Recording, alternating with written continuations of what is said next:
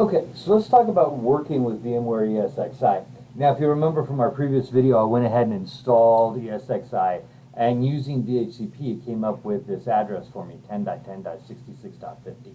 So I opened it in my web browser, and I go to 10.10.66.50, and because I haven't done anything with this yet, like I haven't created a certificate that I trust for it and things like that, I get this message, and you'll see here is the key part of it. Error, certificate authority invalid.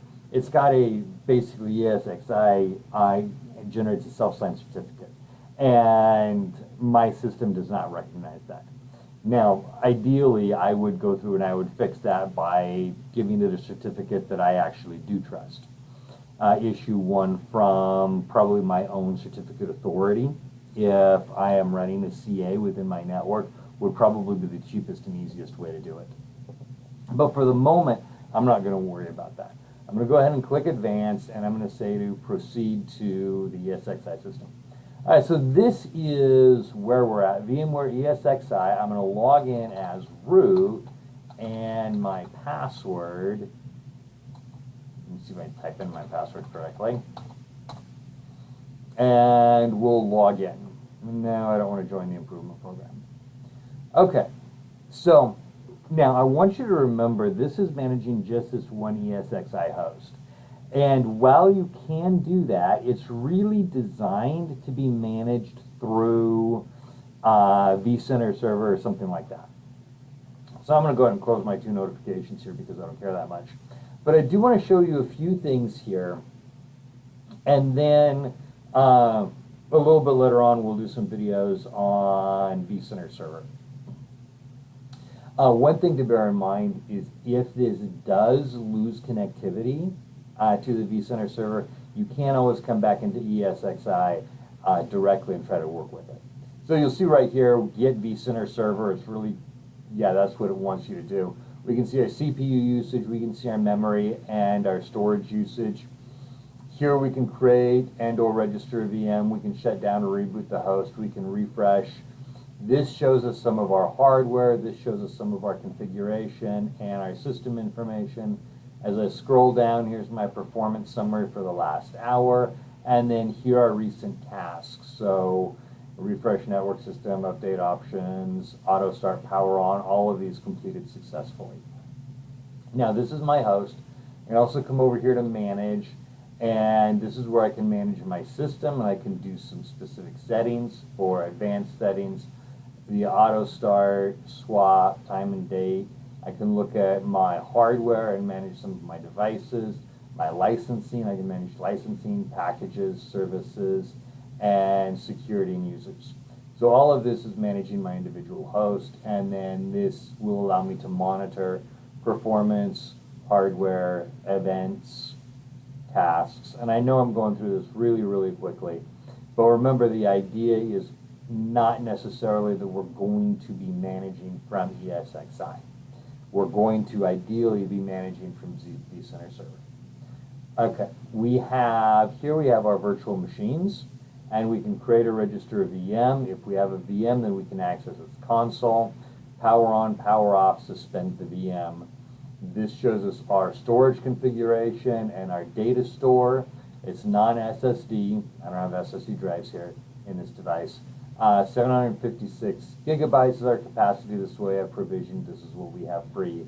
This is our type. And then here are our network options. We have a VM network and we have a management network. So if I was going to create a virtual machine, I'd come here and I'd go to create and register. And then I can create a virtual machine, deploy it from an OVF or OVA file, or register an existing virtual machine. Since this is a brand new system, I'm going to create a new virtual machine. And just walk you through the process here. This is going to be our test VM. And then I can set my compatibility and then my guest OS family and guest OS version. So let's say I'm doing a Windows, and let me scroll down here. We're going to do Windows Server 20, let's do 2022. Not actually going to install it, by the way. So I'll click Next. Where do I want this stored at? I've got one data store. I could create additional data stores to store the virtual machines if I wanted to. In fact, in a production environment, that's normally a pretty good idea. And then here are all of my customized settings for my CPU, my memory, my hard disk, which controller I'm using, if I'm using a USB controller, my virtual network adapter, my virtual CD drive, and my video card. Here under my virtual CD drive, I can change this to a data store ISO file, and if I haven't uploaded any ISOs to the data store, but if I had, here I could find it and use that ISO file. If I don't do that, let me change this back to the host device. Then what will happen is when I power this on, it will connect to the CD drive in my host computer, and that's what will be used here. So if I wanted to install off of a CD, I could do it that way.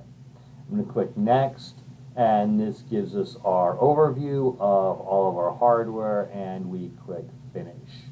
And now we have our test VM, which we could then go ahead and start up, connect to it, and power on. And as I power it on, you're going to see that it actually doesn't get anywhere because I have nothing to boot it with, but you'll see it begin to load here. And then I can access my console, so I can open a browser console, and there we go. This is, what do you know, it's trying to load off of a WDS server that I don't necessarily want loading off. So I'm going to go power off this system. Okay. And then here's where I can do my general information, my network configuration. I can edit the virtual machine, go to my actions, and here's my options to install VMware tools, send specific keystrokes. I can manage snapshots from here, access the console, set my auto start. When the host power is on, what do I want this device to do? Do I want it to auto start or not? And this is where I would set that. I can export it, and you get the rest of the idea. Of the rest of what we can do with this, which is really, really similar at this point to what we can do with other virtualization platforms. Where VMware really begins to shine is not when you're running ESXi standalone, it's when you start running vCenter server to manage multiple ESXi hosts, and then you start adding on all those additional tools like vMotion, vRealize. That's where you really get to see the power of VMware. Okay, so hopefully that gives you a real quick introduction to ESXi. Now, if you want to do this on your own, you can download VMware ESXi, or the VMware vSphere Hypervisor, is what you'll most likely find it under now on the VMware website. You can download the ISO, you can install it. Remember that, however, that it is going to wipe out whatever you're installing it on. And also remember that it wants hardware that it's compatible with. So if you want to download it and play with it, that's great, but make sure you have hardware that can handle it, and make sure that you have hardware that you don't mind wiping out everything that's on it in order to install ESXi. But if you can do that, you can get some great experience working with it.